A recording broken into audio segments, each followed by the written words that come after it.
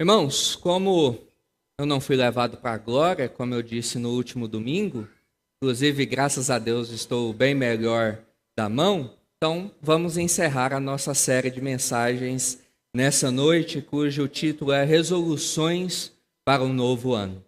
No domingo passado, nós vemos um pouco, a partir das Sagradas Escrituras, como Jesus nos ensina a enfrentar as tempestades, as dificuldades, as crises e o caos que muitas vezes assola a nossa caminhada.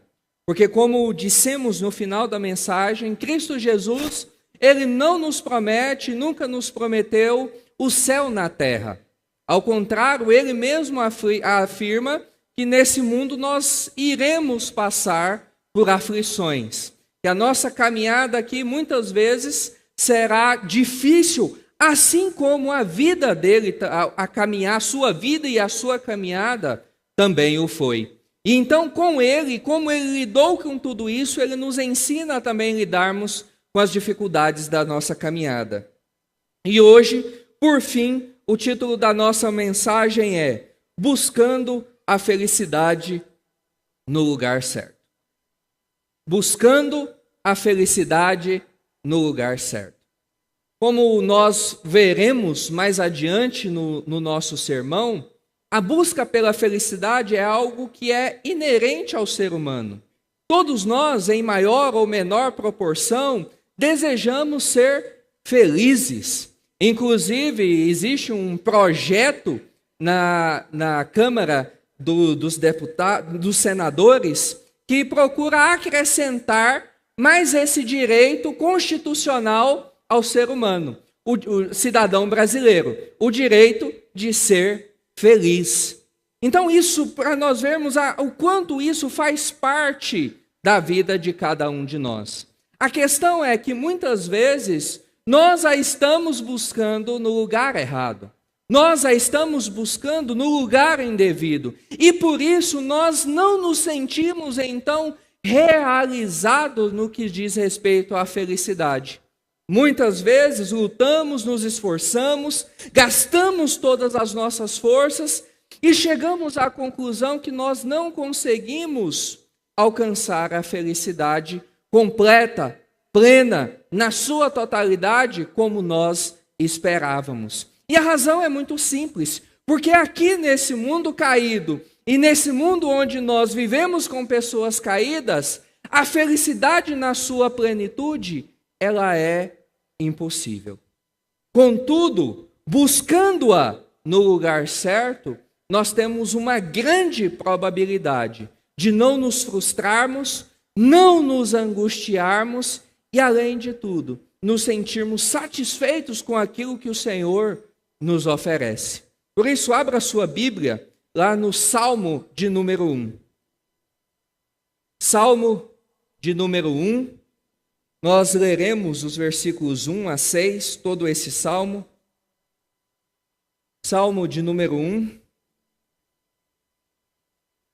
Porção essa das Sagradas Escrituras que diz: Bem-aventurado o homem que não anda no conselho dos ímpios, não se detém no caminho dos pecadores, nem se assenta na roda dos escarnecedores. Antes, o seu prazer está na lei do Senhor, e na sua lei medita de dia e de noite. Ele é como árvore plantada junto à corrente de águas, que no devido tempo dá o seu fruto e cuja folhagem não murcha.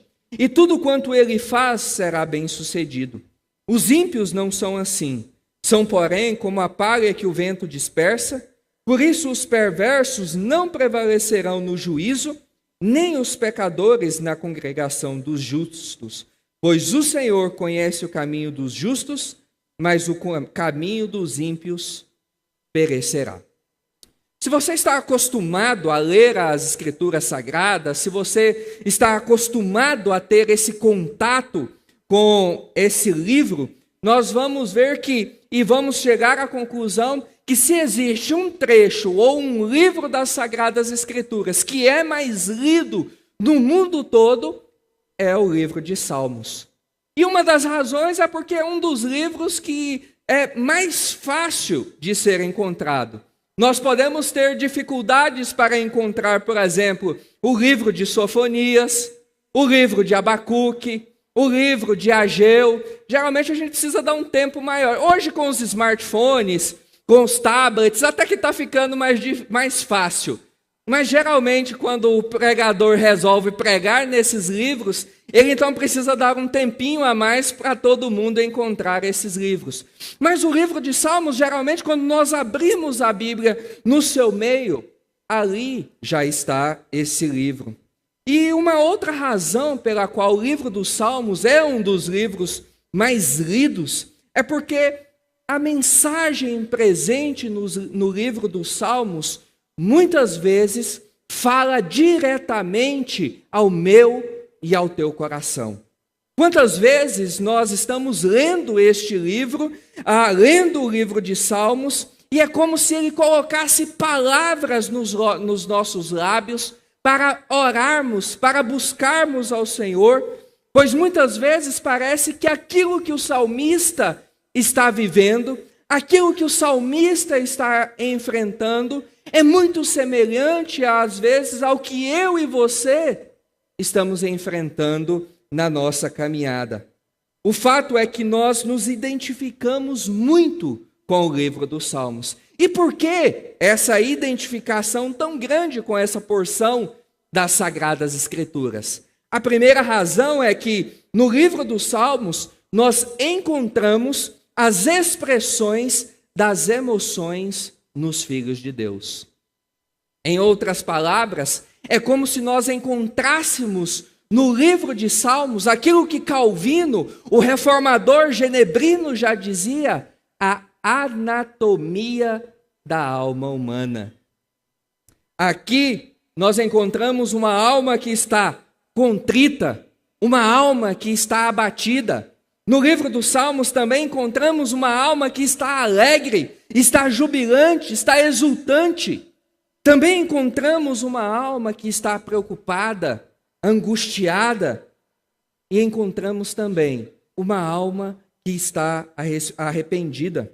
Todas essas emoções, irmãos, encontradas no livro dos Salmos, é muito semelhante e fazem também parte da minha e da sua vida. Porque quantas vezes a nossa alma também não se encontra como uma dessas que nós aqui também acabamos de falar. Mas em segundo lugar, nós nos identificamos com o livro dos Salmos, porque nele encontramos a palavra de Deus direcionada ao nosso coração por meio de orações.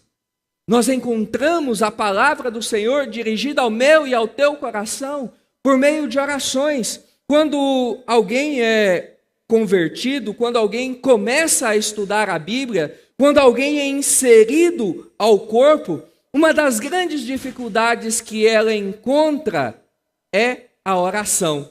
Geralmente ela fica morrendo de medo de no culto, de numa reunião de oração, alguém lhe pedir para orar. Eu me lembro que mentalmente, quando eu me converti, eu sabia que alguém ia pedir para orar, eu falei, Senhor, não deixa que eu seja o escolhido, eu não sei orar. Eu estou começando agora, tem misericórdia desse pobre servo.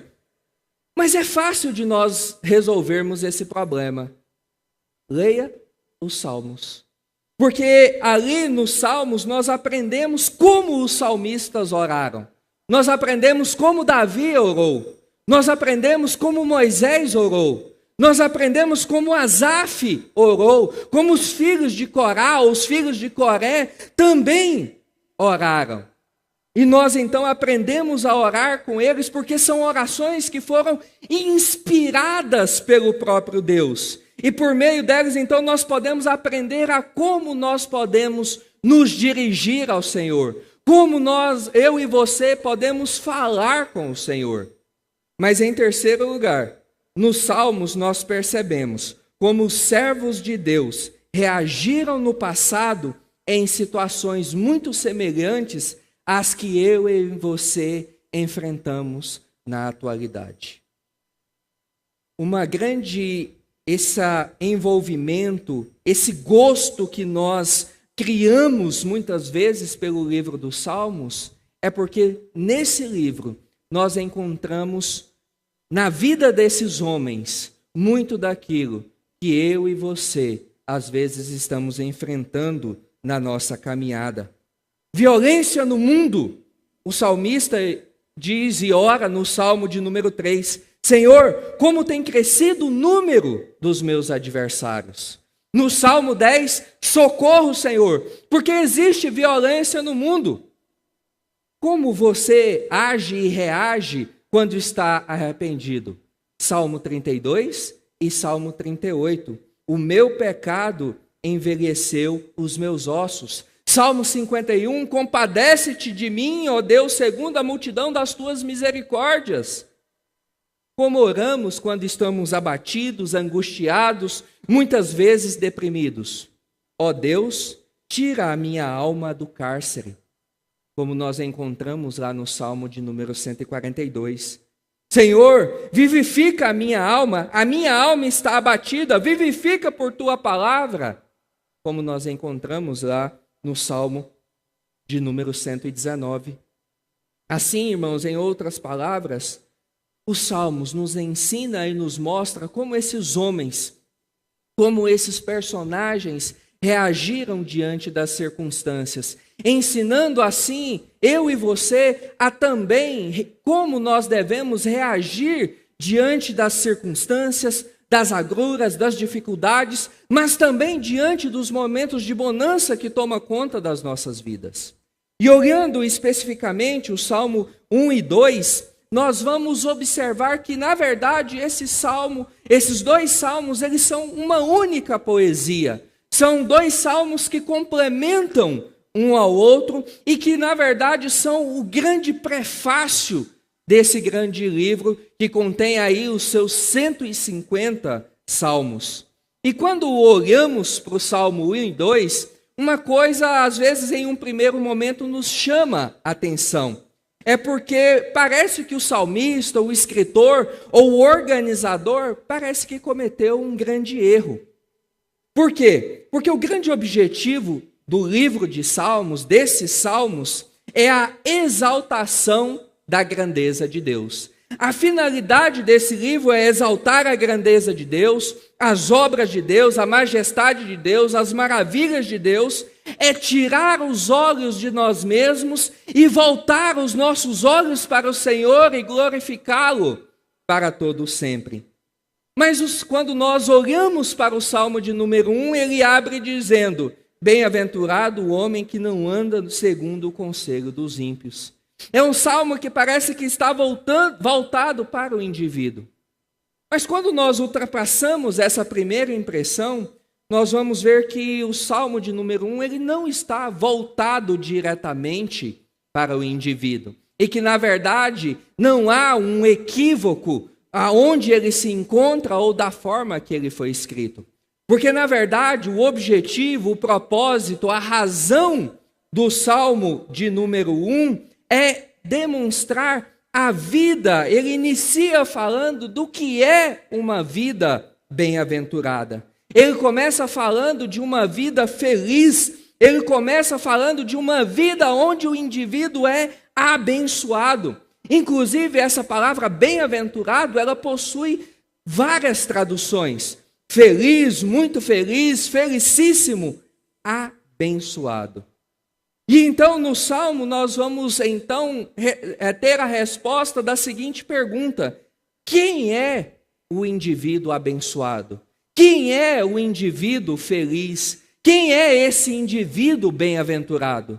E o Salmo de número 1, então, vai mostrar a mim e a você que é aquele que tem o seu prazer, o seu deleite e a sua satisfação em Deus.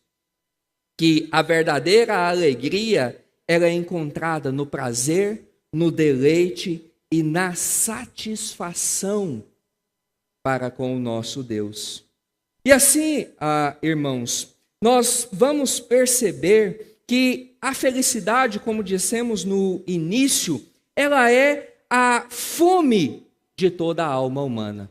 Todo indivíduo, em um maior ou um menor grau, busca ser feliz ao longo da sua caminhada. E então, o Salmo de número 1, ele vai dizer, olha, deixa eu te mostrar então, onde você encontrará a felicidade. Deixa eu mostrar para você a bênção existente no deleite, na satisfação, no prazer em Deus. E isso é importante porque na Bíblia Sagrada, o cerne de todo o problema da humanidade começou com a confusão acerca de onde nós encontramos a verdadeira felicidade. O grande problema do ser humano que o levou a cair e aonde ele hoje se encontra é por causa dessa confusão acerca de onde nós podemos encontrar a verdadeira felicidade. Não sei se você percebeu, mas quando nós lemos o relato da queda, nós vamos ver que Adão e Eva, quando eles se rebelam, eles não se rebelaram gratuitamente, sem nada a intervir ou instigá-los ao erro. Mas nós vamos ver que existia um tentador, e que inclusive esse tentador começa questionando Adão e Eva a respeito da ordem que Deus tinha dado para não comerem do fruto da árvore do bem e do mal. E ele então diz, é isso mesmo? Vocês não podem comer da árvore do fruto do bem e do mal? E Eva então diz, olha, de todas as árvores do jardim nós podemos comer, menos da árvore do fruto do bem e do mal. Mas nós vamos ver que o tentador, então, a serpente, ela vira-se então para Eva e diz mais ou menos o seguinte, olha, na verdade não é bem assim a história. Na verdade não é realmente dessa forma que os fatos são. Mas na verdade a razão pela qual Deus proibiu vocês de se apropriarem do fruto da árvore do bem e do mal é porque Ele não deseja que vocês sejam felizes. Deus não quer que vocês sejam bem-aventurados. Por isso Ele colocou essas regras proibitivas, essas normas para a vida de vocês, porque Ele sabe que no momento em que vocês forem conhecedores do bem e do mal, que os olhos de vocês se abrirem, vocês serão como Deus, vocês serão extremamente felizes. Então, coma do fruto, seja feliz, busque a felicidade pelas suas próprias mãos. Então, nós podemos ver que esse deleite, a alegria, a felicidade, como obter a felicidade, desde o início, sempre fez parte da natureza humana. Sempre fez parte da vida do ser humano. E então, agora, o Salmo de número 1, ele começa justamente mostrando o segredo da felicidade, o segredo da bem-aventurança, dizendo que se eu me deleitar em Deus, se você se deleitar em Deus, nós seremos então bem-aventurados. Não uma bem-aventurança utópica, mas uma bem-aventurança, uma felicidade, uma bênção que será por toda a eternidade. Então, a pergunta é, como eu e você podemos obter a felicidade? Como dissemos no título, o título da nossa mensagem é Buscando a Felicidade no Lugar Certo. E então, onde nós podemos buscar, onde nós podemos obter essa felicidade que eu e você buscamos, que faz parte de cada um de nós? Em primeiro lugar, a verdadeira felicidade só é encontrada quando compreendemos que só há duas alternativas nessa vida. A verdadeira felicidade só é encontrada quando compreendemos que só há duas alternativas nessa vida. Só existem dois caminhos. E, aliás, essa é uma verdade que nós encontramos em todas as Escrituras. Que não existem vários caminhos e que nem todos esses caminhos levam à presença de Deus, como aquele ditado antigo, que todos os caminhos levam a Roma. E hoje, nesse mundo plural que nós vivemos, tem-se também difundido essa ideia que todos os caminhos levam à presença do Senhor. E que, inclusive, não há caminho para a destruição eterna. Mas as Sagradas Escrituras, elas vão nos mostrar sempre essa realidade de dois caminhos. Esse antagonismo entre bênção e maldição é algo que perpassa todas as Escrituras de Gênesis a Apocalipse. No Sermão do Monte, Jesus fala sobre esses dois caminhos. O caminho da perdição, e o outro caminho, o da justiça, a da salvação eterna. E agora o Salmo de número 1, ele trabalha nessa mesma tônica e fala a respeito dessas duas alternativas. O Salmo de número 1, ele deixa bem claro para que eu e você possamos compreender que o deleite em Deus, ele só acontecerá quando nós compreendermos que só existem duas alternativas. E então o salmista começa então relatando esses caminhos e mostrando qual é o primeiro caminho, que é o caminho do bem-aventurado. E se nós observarmos lá os versículos 1 e 3, nós vamos observar que ele começa primeiro falando negativamente, ou seja, aquilo que o salmista não faz, aquilo que o bem-aventurado não faz. Assim, em primeiro lugar, o caminho do bem-aventurado é o caminho no qual ele se recusa a conformar-se com o padrão de vida sem Deus.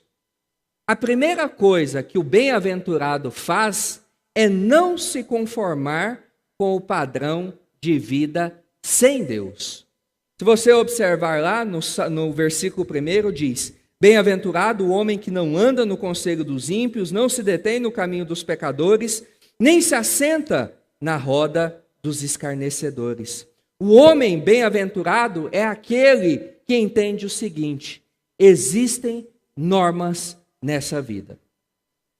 Eu não vivo sem regras, sem limites, sem fronteiras estabelecidas. Existe algo que eu preciso obedecer. Existem coisas que eu posso e que eu não posso fazer. Existem algumas coisas que eu me recuso a fazer. Existem coisas que eu não me submeto a elas. Existem algumas coisas que eu tenho que ter a firme resolução de não me associar com elas, de não me conformar com elas. Porque se eu me conformar a elas, se eu me associar a elas, se eu me envolver com elas, eu não estou trilhando o caminho da bem-aventurança.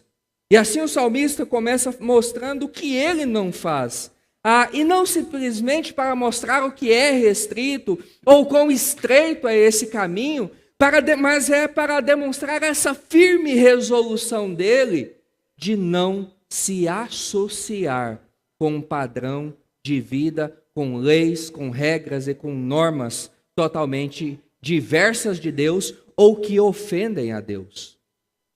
Mas, em segundo lugar, ele recusa a cair na armadilha da progressão do envolvimento com aqueles que não amam a Deus.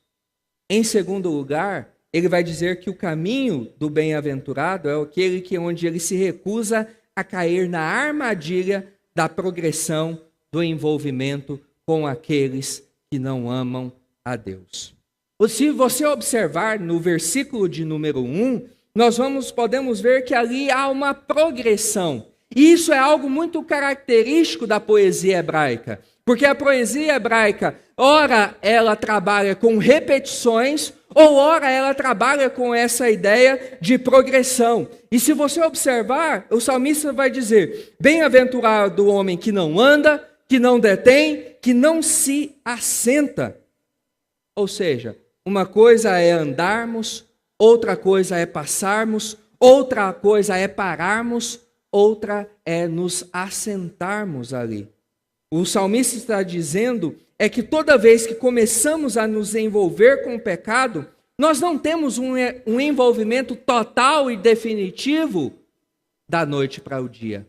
Mas que o envolvimento com o caminho do ímpio é algo que ele vai crescendo passo a passo, que ele vai se desenvolvendo paulatinamente. Começa com um flerte, começa com interesse, começa conosco fazendo algumas coisas que as outras pessoas fazem, e assim, abrindo essas brechas, quando nós nos pegamos, às vezes nós já estamos atolados no mar do pecado, às vezes até para cima da nossa cabeça. E assim, em terceiro lugar, o caminho do bem-aventurado é aquele ao qual ele se recusa a se conformar com as diferentes variações daqueles que ofendem a Deus.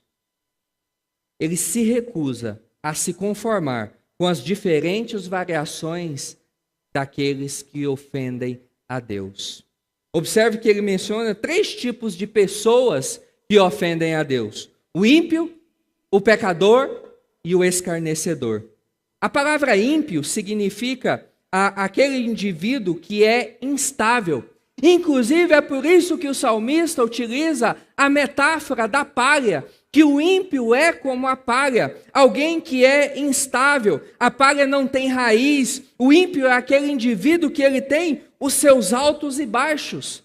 E o salmista está dizendo então que bem-aventurado, feliz, felicíssimo, muito feliz, abençoado, é aquele que não se conforma com a instabilidade, mas é aquele que procura levar regularmente o seu deleite, o seu prazer e a sua satisfação no Senhor. Ele não se endivida, ele não se envolve com aquele indivíduo que ora é alguém compromissado com o Senhor, envolve-se com a obra do Senhor, dedica-se ao Senhor, mas que logo em seguida deixa tudo isso e volta-se para o pecado e aquilo que o mundo oferece.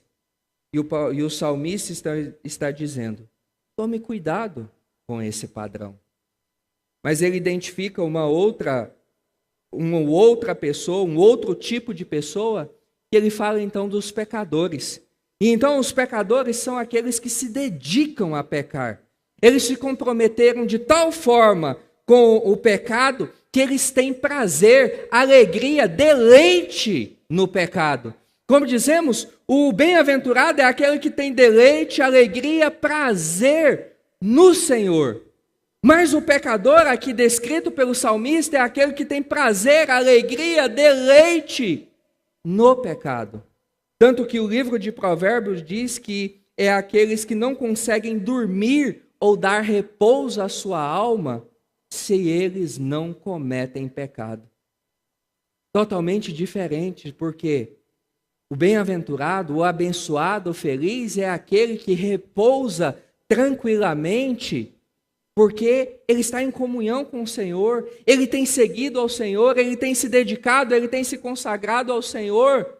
Mas o pecador é aquele que não consegue colocar a sua cabeça no travesseiro sem primeiro ter cometido algum ato de pecado. E depois ele fala dos escarnecedores. Os escarnecedores são aqueles que ridicularizam a Deus, que zombam de Deus, que fazem chacota do Senhor. E é algo muito que nós precisamos tomar cuidado nas nossas vidas. Porque às vezes nós nos conformamos com isso, com o mundo lá fora, dizendo: olha, não falando mal de Deus, não ridicularizando Deus, não zombando Deus, tá ótimo. Respeitem o Deus que eu sirvo. Mas não é isso que o Senhor espera de mim e de você. O Senhor espera que nós o honremos totalmente, que nós não permitamos que qualquer coisa que denigra o nome do Senhor seja expresso por meio das pessoas, no meio do povo de Deus, ou até mesmo pelo lábio dos ímpios. Mas depois então de trazer essa descrição negativa daquilo que o salmista não faz, ele passa então a trazer uma descrição positiva, ou seja, aquilo que o salmista faz. E aí lá no versículo 2 encontramos o seguinte: antes o seu prazer está na lei do Senhor, e na sua lei medita de dia e de noite. Ele é como árvore plantada junto à corrente de águas, que no devido tempo dá o seu fruto e cuja folhagem não murcha, e tudo quanto ele faz será bem sucedido. O caminho positivo do bem-aventurado é o do indivíduo que se deleita na palavra do Senhor. A ideia de deleite é a ideia de um indivíduo que é atraído pela palavra de Deus. A palavra de Deus tem atração de tal modo sobre a vida dessa pessoa, toma conta de a totalidade do ser do indivíduo, que ele passa a ter alegria, deleite, júbilo em ler a Escritura, em conhecer a Escritura, em estudar as Sagradas Escrituras.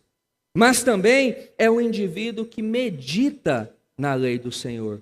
Ele não só tem esse prazer, essa alegria de estar com a palavra do Senhor e dela receber a fonte de orientação de Deus, mas é alguém que também medita, que gasta tempo com a palavra do Senhor. Ele dia e noite fica refletindo, analisando, pensando sobre a palavra de Deus. Mas não só sobre aqueles textos que nos deixam com dúvidas, com pontos de interrogação. Essa meditação de dia e de noite na palavra de Deus é inclusive e também sobre aquele texto que nós lemos de manhã na nossa devocional. E aí passamos o dia todo remoendo ele, nos perguntando: o que isso tem a ver com a minha vida? Como isso me faz amar mais o Senhor? Quais as implicações dessa porção das Sagradas Escrituras para a minha vida? Como ela me ajudará nesse meu dia que está iniciando? Como ela me ajudará a transpor as dificuldades que me esperam nesse mundo caótico que nós vivemos? É isso, irmãos, que nós precisamos ter para com a palavra de Deus. É isso que nós devemos buscar na palavra de Deus. E sabe qual é o problema, na grande maioria das vezes, irmãos? É que muitas vezes nós esquecemos de trazer à memória aquilo que pode nos dar esperança. Muitas vezes o problema é esse. Nós lemos as Escrituras, a fechamos, e aquilo que nós aprendemos, aquilo que nós lemos, aquele tempo que foi envolvido com a palavra do Senhor, às vezes aquilo cai no mar do esquecimento. É deixado de lado. Nós não pensamos, meditamos e refletimos a respeito de como aquela palavra pode abençoar a minha vida. Mas então, depois disso, o salmista passa a demonstrar o caminho do ímpio. Como nós vimos, são dois caminhos: o do bem-aventurado e o caminho do ímpio. E então no versículo 4 diz: os ímpios não são assim, são, porém, como a palha que o vento dispersa.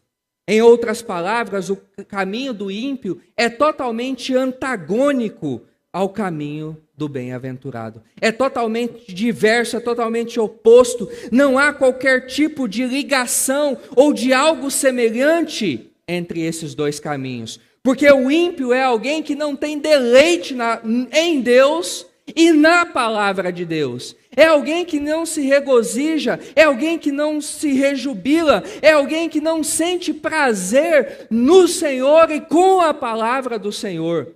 O ímpio também, ele não tem precauções ou a preocupação com aquele ao qual ele vai se associar. Para ele pode se associar com qualquer um, com qualquer tipo de prática, inclusive ele pode abraçar todo o mundo, se possível. Mas também, o ímpio, os seus valores são totalmente diversos dos valores de alguém que crê em Deus. Por isso as Sagradas Escrituras dizem que tipo de comunhão pode haver entre luz e trevas, porque são caminhos totalmente opostos, antagônicos. Não há nada de semelhante que nós possamos, inclusive, lançar mão para, às vezes, trazer para o nosso meio.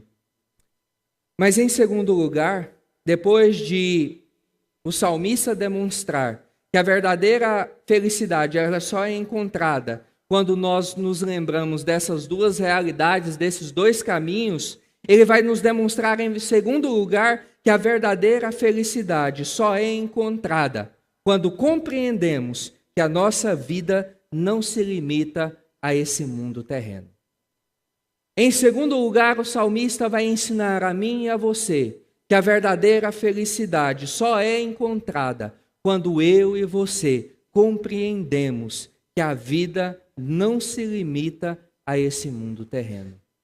O versículo 5 diz: por isso, os perversos não prevalecerão no juízo, nem os pecadores na congregação dos justos.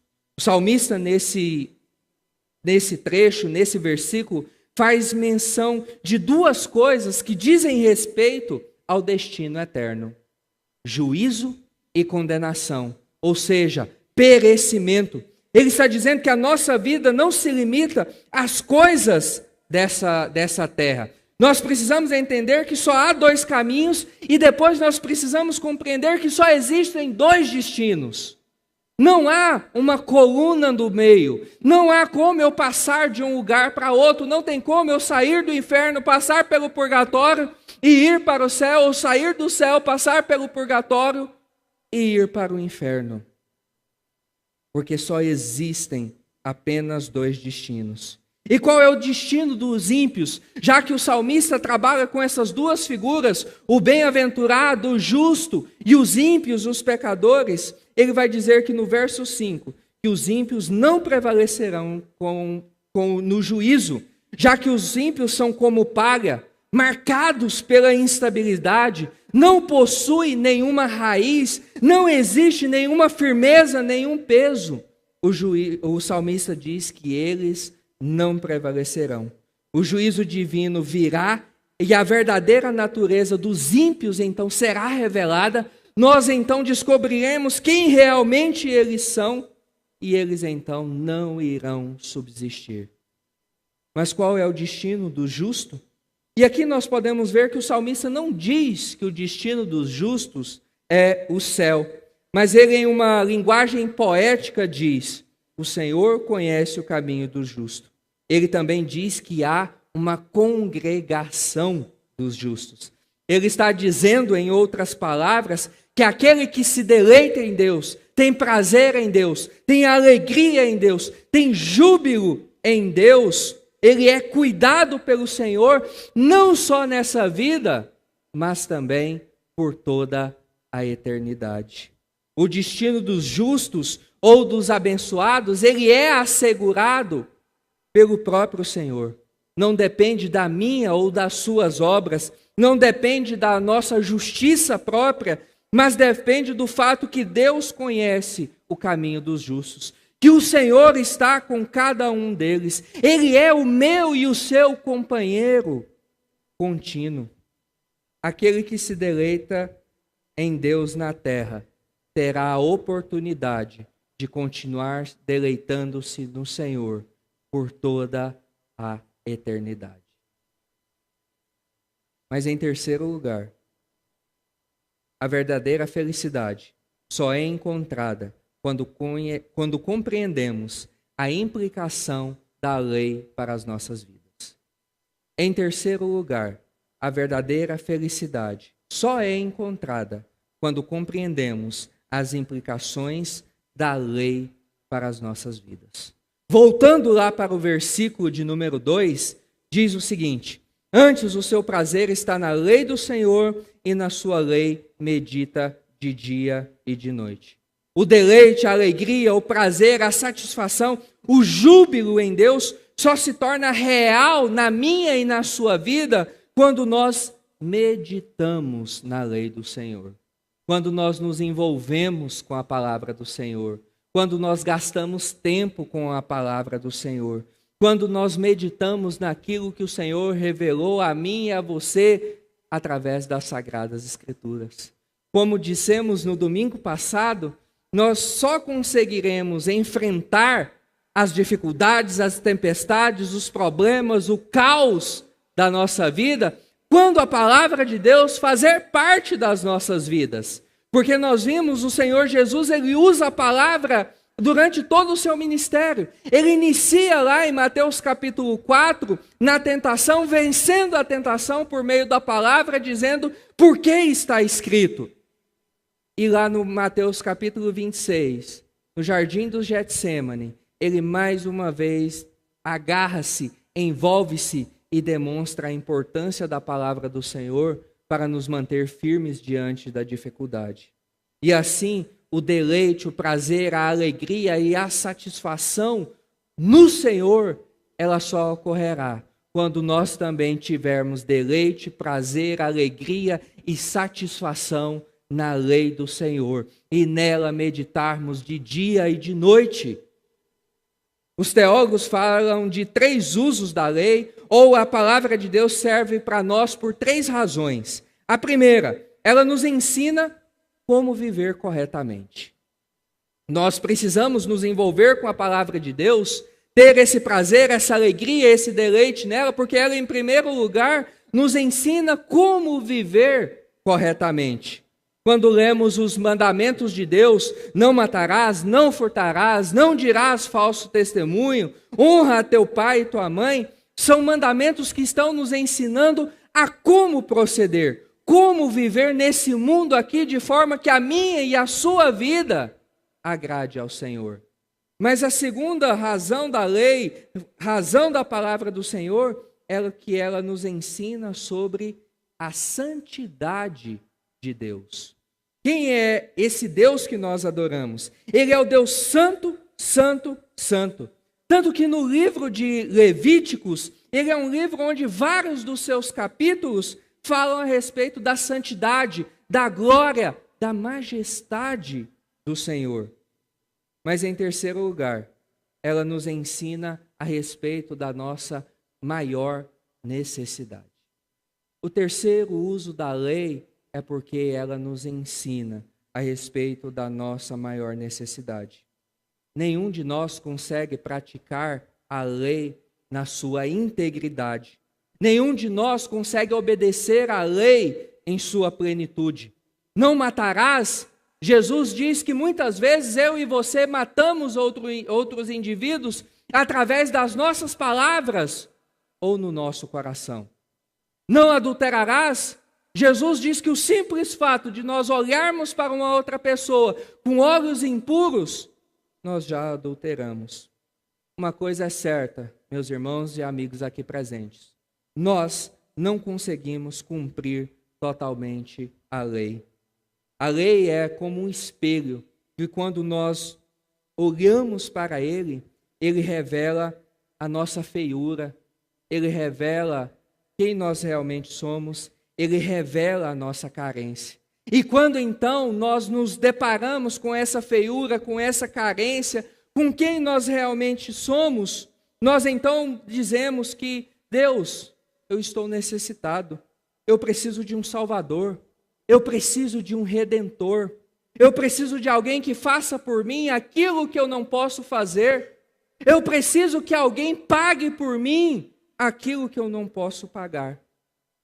Como eu disse no início da mensagem, o Salmo 1 e 2, eles se complementam. Se você observar, o Salmo de número 1, ele começa com a frase, bem-aventurado.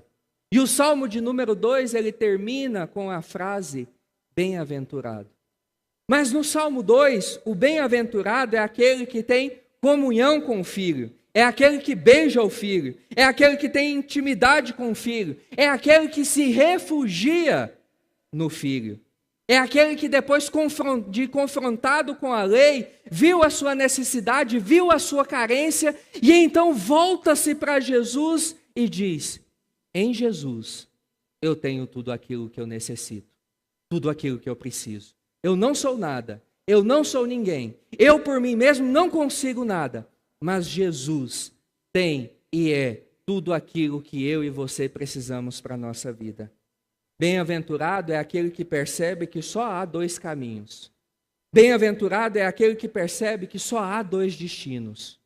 E ao perceber isso, ele percebe quão necessitado ele é da própria comunhão e intimidade com o Senhor Jesus Cristo, o Filho de Deus. aquele que morreu na cruz do Calvário e derramou o seu sangue para conceder a mim e a você aquilo que por nós mesmos nós não conseguimos alcançar, conquistar, nos agarrar, porque nós éramos totalmente carentes.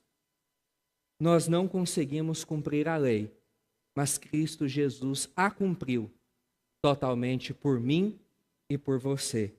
Nós não conseguimos ter livre acesso à presença de Deus, mas Cristo Jesus derramou o seu sangue com o propósito de conceder esse livre acesso que eu e você hoje temos à presença do Senhor. A palavra de Deus diz que nós éramos pobres, cegos e nus.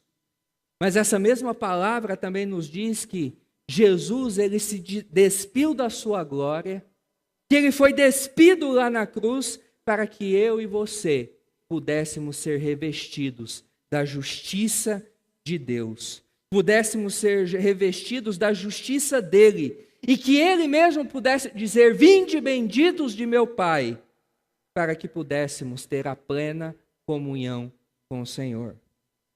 Última coisa, irmãos. Essa é a bem-aventurança que eu e você devemos buscar. Não só nesse ano de 2017, mas durante toda a caminhada. A bem-aventurança que dura eternamente, não apenas aqui na terra, mas por toda a eternidade. Que o Senhor nos abençoe. Vou convidar o pastor Aguinaldo para que venha aqui à frente, ore e impetre a bênção. Logo em seguida, após a impetração da bênção, aguarde um minutinho, nós teremos alguns rápidos avisos.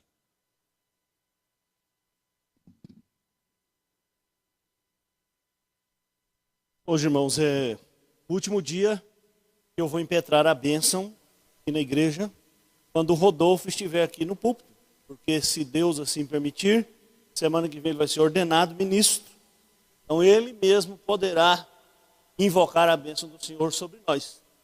Então é um privilégio, é uma honra para nós. Vamos orar? Vamos ficar de pé, os que puderem. Senhor, muito obrigado, porque o Senhor nos faz felizes. Muito obrigado porque o Senhor nos ensina qual caminho devemos seguir.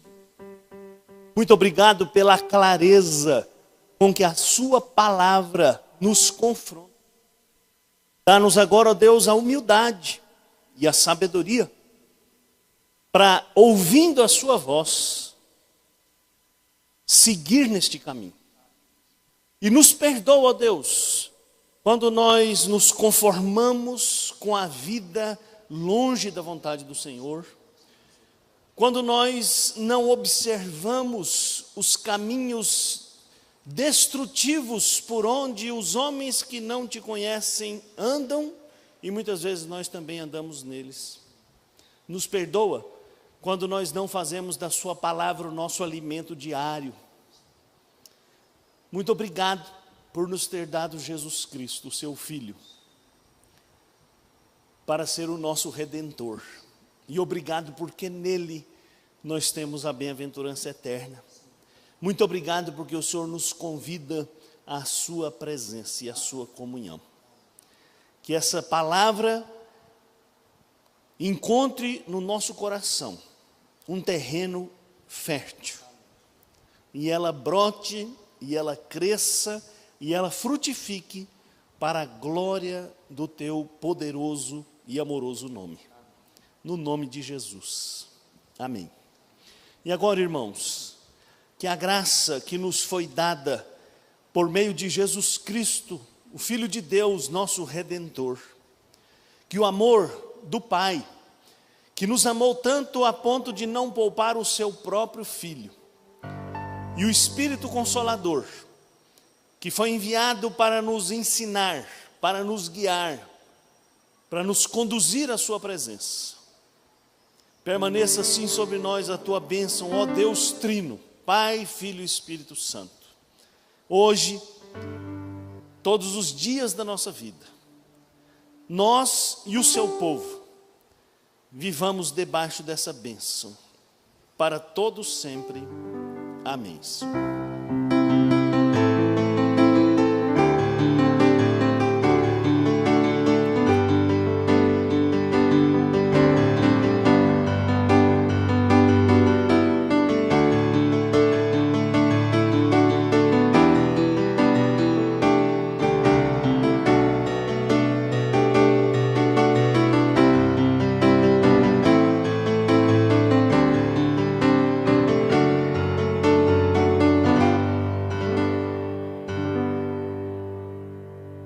Podem sentar, irmãos. Obrigado, pastor Aguinaldo. Quero aqui dar as boas-vindas ao Renzo e sua mãe Aleir, está ainda conosco. Por favor, coloquem-se de pé. Deus abençoe a vida de vocês. Nossos irmãos estarão aí os cumprimentando, dando as boas-vindas. Aos nossos demais visitantes que já estão aqui pela segunda, terceira, quarta vez, sejam muito bem-vindos. Irmãos, alguns rápidos avisos aqui. O primeiro deles, e hoje já foi falado um pouco deles de manhã, é sobre as alterações que nós teremos na nossa escola bíblica dominical. No próximo domingo, dia 5, você já chegará e irá dirigir-se diretamente para a sala de aula.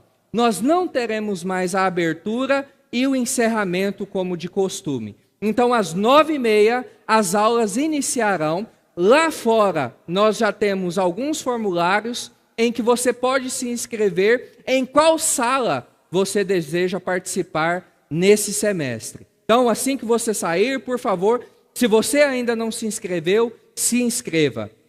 Logo em seguida, a escola dominical, então, começará às 9h30 e então, às 10h45, terá início o nosso culto. Então, a abertura e o encerramento deram lugar agora a um culto matutino. Então, e é um culto onde toda a igreja, pais, filhos e todos deverão participar. Então, essas são algumas mudanças e outras mais nós também iremos realizar no segundo semestre, mas no devido tempo nós estaremos então falando e mencionando aos irmãos. Você pode também pegar esse encarte que possui algumas orientações. O Eliezer pediu para avisar que no dia 11 de fevereiro, às 15 horas, nós teremos 2 programações aqui na igreja. A primeira delas, às 15, e as duas às 15. Uma delas é o Boaz, que retorna às suas atividades, que é o Ministério dos Homens, no dia 11, às 15 horas. E nesse mesmo dia e nesse mesmo horário, a UPA estará também se reunindo aqui para eleger a sua diretoria para o ano de 2017 e para também fazer os planejamentos para esse ano. Então, já está aí a divulgação dessas primeiras programações da nossa igreja. Lembrando que terça-feira, o estudo bíblico, na quinta e na sexta, as reuniões do Coinos, elas também retornarão. Os líderes estarão aí durante a semana, divulgando no grupo de WhatsApp dos grupos familiares e do Igreja Integrada, onde acontecerão as reuniões nessa semana. Domingo, Escola Bíblica Dominical, às 9h30 e o culto às 19 horas. Deus abençoe a todos, irmãos.